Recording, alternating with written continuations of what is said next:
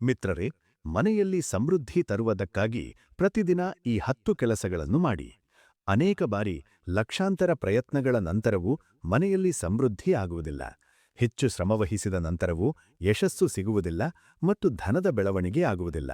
ಜ್ಯೋತಿಷ್ಯ ಶಾಸ್ತ್ರದ ಪ್ರಕಾರ ಮನೆಯಲ್ಲಿ ಅನೇಕ ಬಾರಿ ನಕಾರಾತ್ಮಕ ಶಕ್ತಿ ಹೆಚ್ಚಾಗಿರುವ ಕಾರಣ ಅಥವಾ ದೇವಿ ದೇವತೆಗಳು ಮತ್ತು ಪಿತೃಗಳ ಆಶೀರ್ವಾದ ಇಲ್ಲದ ಕಾರಣ ಶಾರೀರಿಕ, ಮಾನಸಿಕ, ಆರ್ಥಿಕ ಮತ್ತು ಕುಟುಂಬ ಸಂಬಂಧಿತ ಸಮಸ್ಯೆಗಳನ್ನು ಎದುರಿಸಬೇಕಾಗುತ್ತದೆ. ಅನೇಕ ಬಾರಿ ಕೆಲಸಗಳು ಆಗುತ್ತಿದ್ದಂತೆಯೇ ಕೆಡುತ್ತವೆ. ಅಂಥ ಸಂದರ್ಭದಲ್ಲಿ ನೀವು ಈ ಉಪಾಯಗಳನ್ನು ಅನುಸರಿಸಬಹುದು. ವಾಸ್ತುಶಾಸ್ತ್ರದ ಪ್ರಕಾರ ಈ ಉಪಾಯಗಳನ್ನು ಅನುಸರಿಸುವುದರಿಂದ ವ್ಯಕ್ತಿಯ ಮನೆಯಲ್ಲಿ ಸಕಾರಾತ್ಮಕ ಶಕ್ತಿಯ ಪ್ರವಾಹ ಹೆಚ್ಚಾಗುತ್ತದೆ. ಇದರೊಂದಿಗೆ ಸುಖ, ಸಮೃದ್ಧಿ, ಧನ ಸಂಪತ್ತುಗಳ ಪ್ರಾಪ್ತಿಯಾಗುತ್ತದೆ. ಬನ್ನಿ, ಸಮೃದ್ಧಿ ಪಡೆಯುವುದಕ್ಕಾಗಿ ಪ್ರತಿದಿನ ಯಾವ 10 ಕೆಲಸಗಳನ್ನು ಖಂಡಿತವಾಗಿ ಮಾಡಬೇಕು ಎಂದು ತಿಳಿಯೋಣ. ವಿಡಿಯೋ ಪ್ರಾರಂಭಿಸುವ ಮುನ್ನ ಮಾತಾ ಲಕ್ಷ್ಮಿಯ ಸಚ್ಚಾ ಭಕ್ತರು ಆರಾಧ್ಯ ಮೋಟಿವೇಶನ್ ಚಾನೆಲ್ಗೆ ಈಗಲೇ ಸಬ್ಸ್ಕ್ರೈಬ್ ಮಾಡಿಕೊಳ್ಳಿ. 1. ಯಾವುದೇ ಮಾಂಗಲಿಕ ಅಥವಾ ಶುಭ ಕೆಲಸದಲ್ಲಿ ಕಪ್ಪುರದ ವಿಶೇಷ ಮಹತ್ವವಿದೆ ಎಂದು ನಂಬಲಾಗಿದೆ. ಮನೆಯಲ್ಲಿ ಕಪ್ಪುರ ಸುಡುವುದರಿಂದ ವಾಸ್ತುದೋಷ ಮತ್ತು ನಕಾರಾತ್ಮಕ ಶಕ್ತಿಯಿಂದ ಮುಕ್ತಿ ಸಿಗುತ್ತದೆ. ಆದ್ದರಿಂದ ವಾರಕ್ಕೊಮ್ಮೆ ಕಪ್ಪುರ ಖಂಡಿತವಾಗಿ ಸುಡಿ. ಇದನ್ನು ಮಾಡುವುದರಿಂದ ಸಕಾರಾತ್ಮಕ ಶಕ್ತಿ ಹೆಚ್ಚು ಉತ್ಪತ್ತಿಯಾಗುತ್ತದೆ. ಪ್ರಕೃತಿಯ ನಿಯಮ ಇದು. ನೀವೆಷ್ಟು ಕೊಡುತ್ತೀರೋ ಅಷ್ಟನ್ನು ಅದು 2ರಷ್ಟು ಹೆಚ್ಚಿಸಿ ಹಿಂತಿರುಗಿಸುತ್ತದೆ. ನೀವು ಧನ ಅಥವಾ ಅನ್ನವನ್ನು ಹಿಡಿದುಕೊಂಡು ಇಟ್ಟರೆ ಅದು ಕಳೆದು ಹೋಗುತ್ತದೆ. ದಾನದಲ್ಲಿ ಉತ್ತಮ ದಾನವೆಂದರೆ ಅನ್ನದಾನ. 2. ಸಂಜೆ ಸಮಯದಲ್ಲಿ ಪೂಜೆ ಮಾಡುವಾಗ ಸಾಸಿವೆ ಎಣ್ಣೆಯ ದೀಪವನ್ನು ಹೊತ್ತಿಸಿ ಮತ್ತು ಅದರಲ್ಲಿ 2 ಲವಂಗ ಹಾಕಿ. ನೀವು ಬಯಸಿದರೆ ಈ ದೀಪವನ್ನು ಪ್ರತಿದಿನ ಪ್ರವೇಶದ್ವಾರದ 2 ಬದಿಯಲ್ಲೂ ಅಥವಾ 1 ಬದಿಯಲ್ಲಿ ಹೊತ್ತಿಸಬಹುದು. ಇದನ್ನು ಮಾಡುವುದರಿಂದ ದೇವಿ ದೇವತೆಗಳ ಜೊತೆಗೆ ಪಿತೃಗಳ ಆಶೀರ್ವಾದ ಸಿಗುತ್ತದೆ. ಇದರಿಂದ ಮನೆಯಲ್ಲಿ ಸಮೃದ್ಧಿಯಾಗುತ್ತದೆ.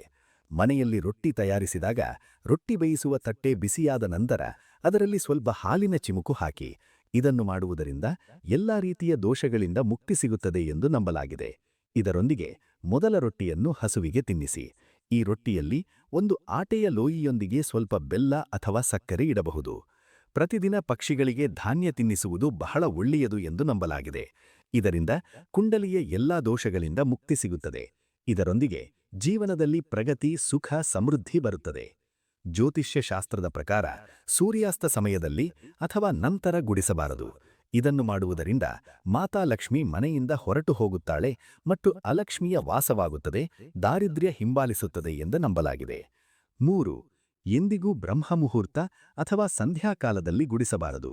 ಗುಡಿಸುವ ಸಾಧನವನ್ನು ಅತಿಥಿಯ ದೃಷ್ಟಿಗೆ ಬೀಳದಂಥ ಸ್ಥಳದಲ್ಲಿ ಇರಿಸಿ. ಗುಡಿಸುವ ಸಾಧನವನ್ನು ಹಾಸಿಗೆಯ ಕೆಳಗೆ ಇರಿಸಬಾರದು. ಮನೆಯನ್ನು ಸ್ವಚ್ಛ, ಸುಂದರವಾಗಿ ಇರಿಸಿ. ಮನೆಯ 4 ಕೋನಗಳನ್ನು ಸ್ವಚ್ಛವಾಗಿರಿಸಿ. ವಿಶೇಷವಾಗಿ ಈಶಾನ್ಯ, ನೂತನ ಮತ್ತು ವಾಯವ್ಯ ಕೋನಗಳನ್ನು ಯಾವಾಗಲೂ ಖಾಲಿ ಮತ್ತು ಸ್ವಚ್ಛವಾಗಿರಿಸಿ. ಸ್ನಾನಗೃಹವನ್ನು ತೇವವಾಗಿರಿಸುವುದು ಆರ್ಥಿಕ ಸ್ಥಿತಿಗೆ ಉತ್ತಮವಲ್ಲ. ಬಳಸಿದ ನಂತರ ಅದನ್ನು ಬಟ್ಟೆಯಿಂದ ಒಣಗಿಸುವ ಪ್ರಯತ್ನ ಮಾಡಿ.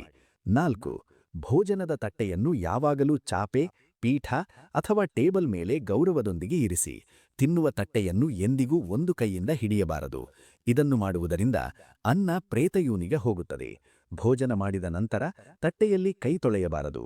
ತಟ್ಟೆಯಲ್ಲಿ ಎಂದಿಗೂ ಉಳಿಕೆ ಬಿಡಬಾರದು. ಭೋಜನ ಮಾಡಿದ ನಂತರ ತಟ್ಟೆಯನ್ನು ಎಂದಿಗೂ ಕಿಚನ್ ಸ್ಟ್ಯಾಂಡ್, ಹಾಸಿಗೆ ಅಥವಾ ಟೇಬಲ್ ಕೆಳಗೆ ಇರಿಸಬಾರದು. ಭೋಜನಕ್ಕೆ ಮುನ್ನ ದೇವತೆಗಳ ಆಹ್ವಾನ ಖಂಡಿತವಾಗಿ ಮಾಡಿ. ಭೋಜನ ಮಾಡುವಾಗ ಮಾತುಕತೆ ಅಥವಾ ಕೋಪ ಮಾಡಬಾರದು. ಭೋಜನವನ್ನು ಯಾವಾಗಲೂ ಪೂರ್ವ ಅಥವಾ ಉತ್ತರ ದಿಕ್ಕಿನ ನೋಡಿ ಮಾಡಬೇಕು. 5. ಮನೆಯಲ್ಲಿ ಪೂಜಾಮನೆ ಇಲ್ಲದಿದ್ದರೆ ಯಾವುದೇ ಜ್ಯೋತಿಷ್ಯ ಗ್ರಂಥದ ವಿಶೇಷ ಸಲಹೆಯನ್ನು ಪಡೆದು ಪೂಜಾಮನೆ ನಿರ್ಮಿಸಿ. ಅದು ಅನುಮತಿ ನೀಡಿದರೆ ವಾಸ್ತುಶಾಸ್ತ್ರಜ್ಞರನ್ನು ಸಂಪರ್ಕಿಸಿ ಪೂಜಾಮನೆ ನಿರ್ಮಿಸಿ. ಇದೀಕೆಂದರೆ ಕೆಲವು ವ್ಯಕ್ತಿಗಳ ಕುಂಡಲಿಯ ಪ್ರಕಾರ ಮನೆಯಲ್ಲಿ ಪೂಜಾಮನೆ ಇಡುವುದು ಹಾನಿಕರವಾಗುತ್ತದೆ. ಯಾವುದೇ ದೇವಿ ದೇವತೆಯ ಒಂದಕ್ಕಿಂತ ಹೆಚ್ಚು ಮೂರ್ತಿ ಅಥವಾ ಚಿತ್ರವನ್ನು ಇಡಬಾರದು. ಪೂಜಾಮನೆಯ ಹೊರತಾಗಿ ದೇವಿ ಅಥವಾ ದೇವತೆಯ ಮೂರ್ತಿ ಅಥವಾ ಚಿತ್ರವನ್ನು ಮನೆಯ ಬೇರೆ ಯಾವುದೇ ಭಾಗದಲ್ಲಿ ಅಂಟಿಸಬಾರದು. ಯಾವುದೇ ದೇವತೆಯ 2 ಚಿತ್ರಗಳನ್ನು ಅವುಗಳ ಮುಖಗಳು ಎದುರೆದುರಾಗುವಂತೆ ಅಂಟಿಸಬಾರದು. ದೇವಿ ದೇವತೆಗಳ ಚಿತ್ರವನ್ನು ಎಂದಿಗೂ ನೈಋತ್ಯ ಕೋನದಲ್ಲಿ ಅಂಟಿಸಬಾರದು. ಇಲ್ಲದಿದ್ದರೆ ಕೋರ್ಟ್ ಕಚೇರಿ ಪ್ರಕರಣಗಳಲ್ಲಿ ಸಿಕ್ಕುವ ಸಂಪೂರ್ಣ ಸಾಧ್ಯತೆ ಇದೆ. ಧನಪೆಟ್ಟಿಗೆಯಲ್ಲಿ ಹಳದಿ ಗಂಟುಗಳನ್ನು ಹಳದಿ ಬಟ್ಟೆಯಲ್ಲಿ ಕಟ್ಟಿ ಇರಿಸಿ. ಜೊತೆಗೆ ಕೆಲವು ಕಡೆಯಗಳು ಮತ್ತು ಬೆಳ್ಳಿ, ತಾಮ್ರದ ನಾಣ್ಯಗಳನ್ನು ಇರಿಸಿ. ಕೆಲವು ಅಕ್ಕಿಯನ್ನು ಹಳದಿ ಮಾಡಿ ಧನಪೆಟ್ಟಿಗೆಯಲ್ಲಿ ಇರಿಸಿ. ಧನಪೆಟ್ಟಿಗೆಯಲ್ಲಿ ಇತ್ತರದ ಶಿಶಿ, ಚಂದನದ ಬತ್ತಿ ಅಥವಾ ಅಗರಬತ್ತಿಯ ಪ್ಯಾಕೆಟ್ ಇರಬಹುದು. ಇದರಿಂದ ಸುಗಂಧ ಉಳಿಯುತ್ತದೆ. ಮನೆಯಲ್ಲಿ ದೇವಿ ದೇವತೆಗಳ ಮೇಲೆ ಅರ್ಪಿಸಿದ ಹೂವು ಅಥವಾ ಹಾರಗಳು ಒಣಗಿದ ನಂತರವೂ ಅವುಗಳನ್ನು ಮನೆಯಲ್ಲಿ ಇಡುವುದು ಶುಭವಲ್ಲ. 6. ಮಾತಾ ಲಕ್ಷ್ಮೀ ಮತ್ತು ಕುಬೇರ ದೇವರ ಕೃಪೆ ಪಡೆಯುವುದಕ್ಕಾಗಿ ನಿಮ್ಮ ಧನಪೆಟ್ಟಿಗೆ ಅಥವಾ ಹಣದ ಚೀಲದಲ್ಲಿ 3 ನಾಣ್ಯಗಳನ್ನು ಇರಿಸಿ. ಮನೆಯ ಮಂದಿರದಲ್ಲಿ ಕೆಂಪು ಪಟ್ಟದಿಂದ 3 ನಾಣ್ಯಗಳನ್ನು ಕಟ್ಟಿ ತೂಗ ಹಾಕಬಹುದು. ಇದನ್ನು ಮಾಡುವುದರಿಂದ ಭಾಗ್ಯ ಹೆಚ್ಚಾಗುತ್ತದೆ ಮತ್ತು ಎಲ್ಲಾ ತೊಂದರೆಗಳಿಂದ ಮುಕ್ತಿ ಸಿಗುತ್ತದೆ. ವಾಸ್ತುಶಾಸ್ತ್ರದಲ್ಲಿ ಮೀನಿನ ಬೆಳ್ಳಿ ಮೂರ್ತಿಯನ್ನು ಮನೆಯಲ್ಲಿ ಇಡುವುದು ಬಹಳ ಶುಭವೆಂದು ಹೇಳಲಾಗಿದೆ. ಇದರಿಂದ ಸುಖ, ಸಮೃದ್ಧಿ, ಧನ ಮತ್ತು ಉತ್ತಮ ಆರೋಗ್ಯ ಸಿಗುತ್ತದೆ. ಮನೆಯಲ್ಲಿ ಮೀನಿನ ಬೆಳ್ಳಿ ಮೂರ್ತಿ ಇಡುವುದರಿಂದ ಮನೆಯಲ್ಲಿ ಶಾಂತಿ ಮತ್ತು ಸುಖವಾಗುತ್ತದೆ. 7. ಮನೆಯ ವಸ್ತುಗಳನ್ನು ವಾಸ್ತು ಪ್ರಕಾರ ಇರಿಸಿ. ಪ್ರತಿದಿನ ಮನೆಯನ್ನು ಸ್ವಚ್ಛಗೊಳಿಸಿ ಮತ್ತು ಪ್ರತಿದಿನ ಹರಿಪೂಜೆ ಮಾಡಿ. ಮನೆಯ ಹೊರಗೆ ಸ್ವಸ್ತಿಕ್ ಚಿಹ್ನೆ ಬರೆಯಿರಿ ಮತ್ತು ಕುಂಕುಮ, ಹಳದಿ ಹಾಕಿ ದೀಪದಿಂದ ಆರತಿ ಮಾಡಿ. ಇದರೊಂದಿಗೆ ಪ್ರತಿದಿನ ಬೆಳಗ್ಗೆ ಮತ್ತು ಸಂಜೆ ಕಪ್ಪುರ ಸುಡಿ ಮತ್ತು ಮನೆಯ ವಾತಾವರಣವನ್ನು ಸುಗಂಧಗೊಳಿಸಿ. ಯಾರು ನಿತ್ಯ ದೇಹರಿಯ ಪೂಜೆ ಮಾಡುತ್ತಾರೋ, ದೇಹರಿಯ ಸುತ್ತ ಘೀ ದೀಪ ಹೊತ್ತಿಸುತ್ತಾರೋ ಅವರ ಮನೆಯಲ್ಲಿ ಲಕ್ಷ್ಮೀ ನಿವಾಸ ಮಾಡುತ್ತಾಳೆ. 8. ಅರಳಿಮರದಲ್ಲಿ ದೇವತೆಗಳ ವಾಸವಿದೆ. ಅರಳಿಮರವನ್ನು ಶನಿವಾರ ಮಾತ್ರ ಮುಟ್ಟಬೇಕು.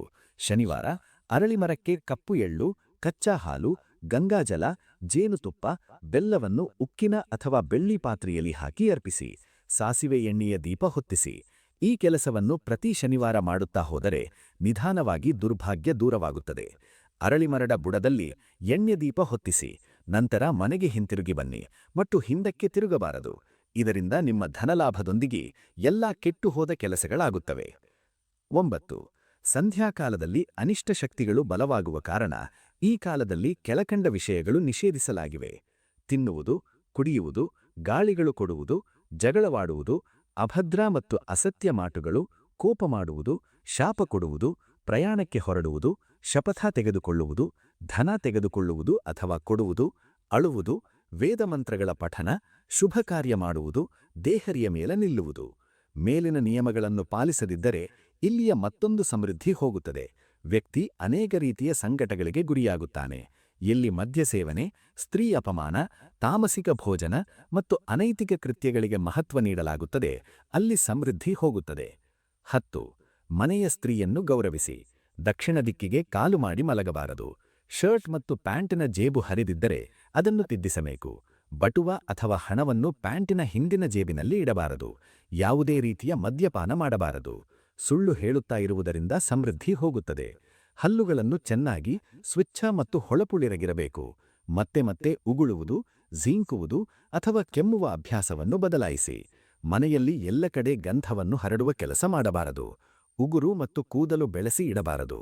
ಪ್ರತಿದಿನ ದೇಹದ ಎಲ್ಲಾ ರಂಧ್ರಗಳನ್ನು 3 ಬಾರಿ ನೀರಿನಿಂದ ತೊಳೆಯಿರಿ. ಬೆಳಗ್ಗೆ, ಸಂಜೆ ಮತ್ತು ರಾತ್ರಿ. ನೀವು ಬಯಸಿದರೆ ಗೋಡೆಯ ಮೇಲೆ ಮೀನುಗಳ ಜೋಡಿಯ ಚಿತ್ರವನ್ನು ಬರೆಯಿಸಬಹುದು. ವಾಸ್ತು ಪ್ರಕಾರ ಮನೆಯ ಈಶಾನ್ಯ ಕೋನದಲ್ಲಿ ಅಷ್ಟದಳ ಕಮಲ ಬರೆದು ಮಂಗಳ ಕಳಶ ಸ್ಥಾಪಿಸಬಹುದು. ಇದಕ್ಕಾಗಿ ಕಳಶದಲ್ಲಿ ನೀರು ತುಂಬಿ ಅದರ ಮೇಲೆ ತಾಮ್ರದ ನಾಣ್ಯ ಹಾಕಿ, ಈಗ ಅದರ ಮೇಲೆ ತೆಂಗಿನ ಎಲೆಗಳನ್ನು ಹಾಕಿ ಅದರ ಮುಖದ ಮೇಲೆ ತೆಂಗಿನಕಾಯಿ ಇರಿಸಿ. ಈ ಉಪಾಯ ಬಹಳ ಉಪಯುಕ್ತವಾಗಿದೆ. ಹಾಗಾದರೆ ಮಿತ್ರರೇ, ಇಂದಿಗೆ ಇಷ್ಟೇ. ಮುಂದಿನ ವಿಡಿಯೋದಲ್ಲಿ ಭೇಟಿಯಾಗೋಣ. ವಿಡಿಯೋದ ಕೊನೆಯವರೆಗೂ ಉಳಿದುಕೊಂಡಿದ್ದಕ್ಕಾಗಿ ನಿಮ್ಮೆಲ್ಲರಿಗೂ ಧನ್ಯವಾದಗಳು.